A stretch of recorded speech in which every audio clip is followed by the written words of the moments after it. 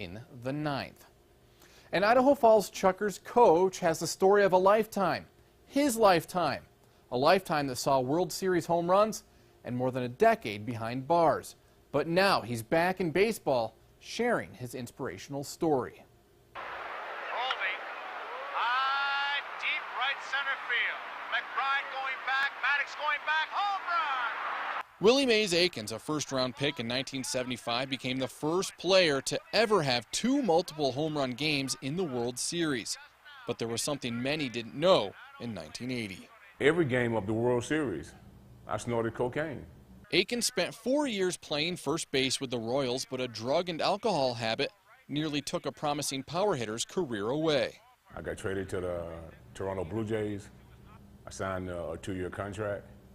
And before that happened, I was incarcerated on a drug charge. In 1983, I became one of the first active Major League Baseball players, along with 3 of my teammates, to go to prison. It was a bad break, but Aikens recovered in a rehab program and spent 2 years with Toronto. When I got released by the Blue Jays in '85, I was clean and sober.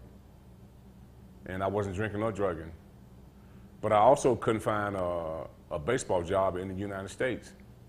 Aikens, now in his early 30s, went to Mexico to play ball, but by 1987 his cocaine and alcohol habits returned.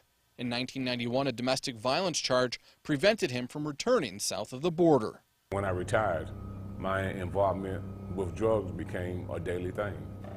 So for the next 3 years, I became a recluse in my home in Kansas City, snorting cocaine, partying, and doing things that I shouldn't have been doing. And that led him to trouble with the law. The cops started watching me and did an investigation on me, and they couldn't find anything. So they decided to send a female to my house. One thing led to another.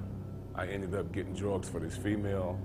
This female was an undercover officer. Aikens claims the federal agent told some lies on the witness stand, but at the end of the trial, he was sentenced to 20 years and 8 months in prison. The lowest point of my life was when I was found guilty for distribution of crack cocaine. While in prison, Aikens turned to his faith. That's just part 1 of Willie Aikens' story. When we come back, we'll show you part 2 and his journey back into the game of baseball. And later in the show, we're chatting with the Big Sky Commissioner about the state of the conference. Chris Ray.